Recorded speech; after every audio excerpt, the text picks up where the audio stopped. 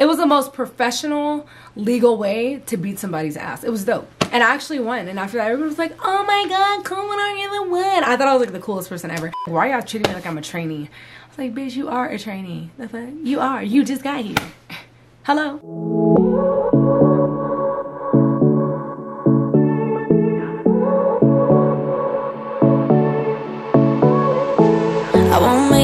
What's going on, everybody? It's your girl Bubbles, and welcome back to our last and our final phase, boy, which is blue phase. Wow, this is by far, honestly, believe it or not, red phase and blue phase were two of my favorites. But blue phase is the most rewarding phase out of them all. And in today's video, I'm going to be telling you guys everything that I can remember that I did in blue phase. From the first thing to the last thing. Let's get on into it, y'all. So the most traumatic, not traumatic, but nerve-wracking thing that I have to say about blue phase, actually basic training in general, was this moment. It was, I feel like it's the most scariest moments for your drill sergeants, for you, for literally everybody, because somebody could really hurt themselves if this is done wrong. And that is the grenades. You literally throw a live grenade, and there's so much training and days worth that preps you for this specific task. It's not just all in one day. You have like the fake grenades. I don't know what those are called. It's like throwing blank grenades, but they're not really blanks. So you just like, they're blanks, and then you draw like the real one that's like boom and stuff like that. So when it does come to grenades, they're basically gonna teach you how to throw a grenade, how to pull the pin. There's like a little saying that they have, like, I don't even remember what it is, but it's like thumb to clip, something, something, like you keep going. And they're also going to be showing you the different type of throws that there is. Like you would think, oh, you just get the grenade and throw it.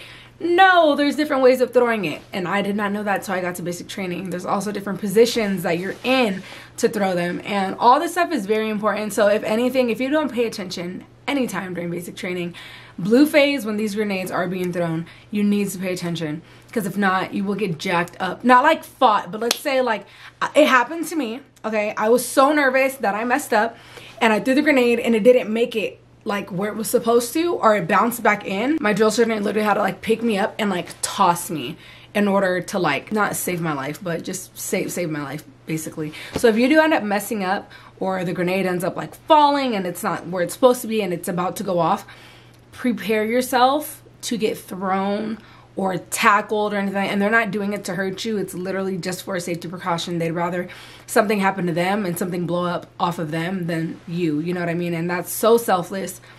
Huge act of like love in my eyes. Because like, think about it. Like, you're just a trainee. Like, who? I know I'm not just going to be jumping on random grenades for people throughout my life. So just be careful, try to keep everybody safe, and just follow directions. And of course, you're gonna be nervous like I was. I don't know how it even happened that happened, but I just don't think I threw it hard enough or far enough. And yeah, so after you do grenades, I'm not sure what order all this stuff is in, but I'm just gonna tell you guys like what we actually did. The battle team live fire exercise, and that was so long. You're basically paired with a battle buddy, and you have like walls up, and you know, you pretend like there's an enemy and like cover me while I move, battle buddy, and you're rolling, and you're basically acting like you're in war but with fake stuff. And then you do it with blanks, and it's a lot of stuff, but it's so much fun if you do it during a time where it's not super hot. I went in like July, so it was burning hot at Fort Jackson. Just prepare yourself, because you're going to be doing a lot of that training. After that, you also are going to be learning how to march with your rifle, and that's also very fun. Marching in general is fun. You, like I said, you learn that in white phase, but then marching with your rifle is a whole different thing. There's different ways to hold it, different little like routines and all that good stuff. So make sure you pay attention to that. Make sure you don't drop your weapon. It's dropping your weapon is literally like dropping the, what is it? The spirit stick off of Bring It On. You just don't want to do that. You don't want to be that one person that's like twirling and and you're just like, you know, it's just, you look crazy. I don't remember this part much, but I remember there was a lot of stations. It's going to be your final external exam, which is basically like a test over everything that you've done in basic training. It covers everything from your shooting, the stuff you learned in class, your marching, your everything that you've learned, medical, all that, putting tourniquets on your battle buddies, all that stuff you're going to be tested on during this final exam, and you have to pass this exam. I don't know what the score is, but it is a hands-on exam. You're going to do marching, you're going to do all that stuff. Everything that you learn, you're going to be tested for. I don't really know anybody that failed this exam. I feel like this is something that they just have you do just to like make sure you learn something in basic, and if not, they like show you. But I do remember I had a piece of paper, and when we were done doing whatever exercise, we gave the paper to the instructor, and then we went on to the next station. So the final external exam, it is very important. I would just make sure you pay attention and make sure you know what you're doing, which is why I say in all the other videos, pay attention. The only thing I didn't know what I was doing, I was completely lost, was land nav, like I told y'all. But everything else was pretty easy to cover. After that, we did the APFT, which is now the ACFT. I'm not sure how they do it. I just know that you do have your final test during blue phase, and make sure you pass this final test. The reason why I say that is because if you do not pass your PT test, you guys, it depends on how bad you fail. If you fail like terribly, like below like average for every category, they're gonna recycle you all the way back to red phase, like completely back to day one, and you don't want that to happen. So do as best as you can, and if you do end up getting recycled, hopefully it's just to white phase or just to the beginning of blue phase again. But it'll most likely be a whole cycle behind, because I don't know anybody that got recycled all the way back to blue phase. Yeah, I've never heard of that even happening, but it's possible, so don't take my word for it. But yes, you have to pass this PT test. This is the PT test that helps you. This is your graduation ticket. I always tell people, they're like, oh, if you fail the forge. I was more scared to fail this PT test than I was to not pass the forge, because the forge, you're gonna make it out the forge. Like, nobody's gonna leave you. And I wish I knew that before I started that. Nobody got left. Even if you fell out, you were in the van, drove, and if you kept going, you kept pushing, and they see that you're trying to do it, they're gonna let you pass. You know what I mean? I don't want y'all to think that the military set you up with all these challenges just so you could fail. Like, they do everything in their power. Like, if people get recycled, it's because, like, literally it's because of them. The drill sergeants are, if they see you busting your ass and your blood, sweat, and tears, you happen to fall and sprain your ankle, and then you get up and you're still trying to push through it, they're gonna be like, damn, like, she's really dedicated, she's really trying to get through this. We're not gonna recycle her. We're not gonna send her home, and we're not gonna, oh, I just ripped my US Army off. What the hell? We're not gonna recycle her, and we're not gonna fail her. So I wish I knew that before. Like, it's a whole different type of thing. Your drill sergeants are literally your family, and they just want you to, they want you to win. If you win, they win, and everybody wins, you know? And it's one of those things where it's like one team, one fight, like red phase. Like, you all lose together and you all win together, and everybody usually wins together. I don't know any of my friends. People got injured. I got injured. People were chafing, people were crying, people were bleeding, bug bites, all that, and everybody made it through. Like, nobody got left behind to recycle because they didn't pass the forge, that I know of. After the forge, you have PUGILS. PUGILS was one of my favorite parts of blue phase, because that's where you can just, not literally with your hands, but if you have beef with anybody who's talking all that smack in the bay or anything like that, PUGILS are sticks. I don't know if they're doing it right now because of COVID, but I know when I was in basic, we got those 2 sticks and we were messing each other up, and it was so fun though. It was the most professional, legal way to beat somebody's ass. It was dope. That, and then of course the next topic, combatives. That was even more fun, especially during the forge.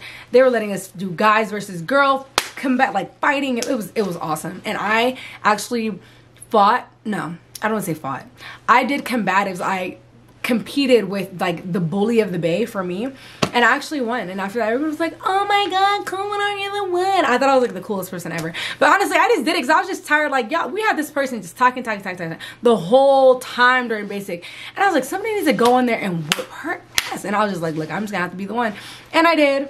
Toot in my horn, don't care. But yeah, so that was great. PUGILS, combatives, together, separate, whatever. Those two definitely happened during blue phase. After that, I know for sure after the forge too, all this is part of the forge. So you have the forge. There's a lot more exercises that happen during the forge, but I only can remember the big ones. Like, we did so much stuff I can't even tell you guys. Like, we qualified our weapons, we did everything during the forge. But PUGILS and combatives were done during the forge. After you finish the forge, you go to your like congratulations ceremony for passing the forge, and this was when I started crying because I knew that I did it and I was done. There was nothing else I had to do besides like basic stuff, cleaning your weapon, but I was like, I did it, I finished, and I made it. It's so beautiful. You guys show up dirty as hell, stanky as hell, no food, no shower, sweating, and you take all your stuff off. I believe we stopped by the company and then went over there. We didn't go to our graduation, it wasn't graduation, we didn't go to our like, what is that ceremony called? There's a ceremony after you finish the forge. I don't know what it's called, but you go there, you have your berets in your pocket, and they basically congratulate you. You all sing the Soldier's Creed together. You all put on your berets together. You all get patched on your, or patch. Y'all get your U.S. Army patches. Once you get that U.S. Army patch, it feels so good because you're just like, oh my god, my first patch. Like, damn, like you feel like you earned it. You know what I mean? And yeah, it's beautiful, you guys. I can't even explain to you what that feeling feels like. It's a different feeling, especially if you put your blood, sweat, and tears in basic training. That's like one of the most rewarding feelings. You're gonna be exhausted though. I fell asleep standing up. A couple of us fell asleep standing up, like during our ceremony, because you're exhausted. Like you've been up for so long, days and days at a time, up during nighttime, doing like drills during nighttime, waking up crack of dawn, like early, busting your ass just to get through the forge, and then you're finally done. And the ceremony, it's kind of lengthy, not like super long, maybe like 25-30 minutes, but that 25-30 minutes you're standing at like, I don't know if you're at parade rest or position of attention, but you're just standing there, you're just like trying not to like fall asleep. And don't fall asleep, but you don't want to get in trouble during a moment like that. I didn't get in trouble because I like caught myself every time I felt like I was falling over, but yeah, you don't want to fall asleep during that ceremony. After the ceremony, you go ahead and go to your warrior meal. Your warrior meal is a good feeling too. It's your first meal after the forge, and I'm almost positive it's breakfast. It was the best tasting breakfast I feel like I've ever had in my life. It's awesome because your drill sergeants get to serve you, and they get to sit at your table with you and talk to you and hang out with you. Like all that extra bullshit they did like before in the beginning in red phase, like it's like completely drops, and they like talk to you like you're real people, high five y'all, dap y'all up, crack jokes. It's so dope, man. And they get to sit there and eat with you, and then y'all get to eat ice cream and juice and all this good stuff. It feels like it's regular stuff that a regular normal human being like I do every day does, but since you're in basic and it's such a restriction, when you get it, you're like, oh my god, I get an ice cream cone. It's like the biggest deal ever, when in reality it's not. But yeah, that warrior meal is definitely like a highlight. You're like, dang, like, and after that, your drill sergeants, after you graduate that forge, so cool. They ain't worried about nothing. Half of them don't even show up no more. They just show up, make sure you're cleaning your weapon, or like when you have days off, they just pop in once every like 5-6 hours. Hey, what are y'all doing? Okay, y'all better not be nothing wrong. Just like if you're a kid with your mom, same type of thing. Real chill, real laid back. Your drill sergeants are just ready for y'all to get the hell out by that point. After your warrior meal, like I said, you're gonna go back. Not that same day. That same day is going to be like recovery. And I think the next day is recovery too. I'm not sure if recovery is for 2 days or 1 day. I know for sure the whole rest of that first day that you get back after breakfast chow, you only got to get up for lunch and dinner, and that's it. Rest of the time it's recovery. Then the next day, I believe, is when you start cleaning your weapons. And this takes forever. It took a couple days for all of us to get our weapons clean. Because you got to think, we were crawling through sand with our weapons, living in dirt with our weapons. Our weapons were filthy, like nozzle in the dirt, everything. It was just bad. Like everybody's weapons bad. So you're sitting there cleaning them out, and your drill sergeant comes with a white glove and is like, it's not clean enough, do it again. And you go back and forth, back and forth, back and forth, so you finally get it, or they finally just like, okay, this person cleaned it like 6 times, it's good enough for now, and then you turn it in. That's after, yeah, and you turn it in, then you're done. After that, couple days later, I don't know how many days later, guys, I'm just naming stuff, you go to CIF. So everything that you issued at CIF that you use for the field, not your uniforms and stuff like that, your laundry bags and all that, not that stuff, but your other stuff, like your shovel and your sleeping bag, all that stuff, you turn all that stuff back into CIF. You do have to clean all your stuff though before you turn it back in. They will not accept it if it's dirty. So your drill sergeants are going to go through with you just like how they did with the weapons, make sure everybody's stuff is clean and all that stuff, because if your stuff's dirty, you're going to go all the way to CIF, that's all the way back at reception. And then you be like, take that shit back, and you go all the way back, again. Save yourself time. You don't want to have to deal with anybody. You don't have to deal with anybody in blue phase. Just at that point, just if you're messing up in blue phase, you just don't care about nothing. Like you just did all that for no reason. Just do what you got to do. It just needs to be done and get the hell out that place. Like that's it. It's not that hard. After CIF, I know for sure we had family day. This was a terrible time for us, you guys. We unfortunately, well, I'm just gonna put these 2 last things together because this is the only thing else that I remember is family day and graduation. My class did not have a family day or a graduation. I did not get to walk in a ceremony. I did not have my family be able to come out. I did not do anything but sit down in our bay with my battle buddies because there was a hurricane during the time that our graduation happened. And what sucks is a lot of our families have bought tickets, and their flights, they had to cancel their flights. They weren't letting nobody on base. Like everybody was locked indoors. Like the hurricane was really bad. It was like traveling through states.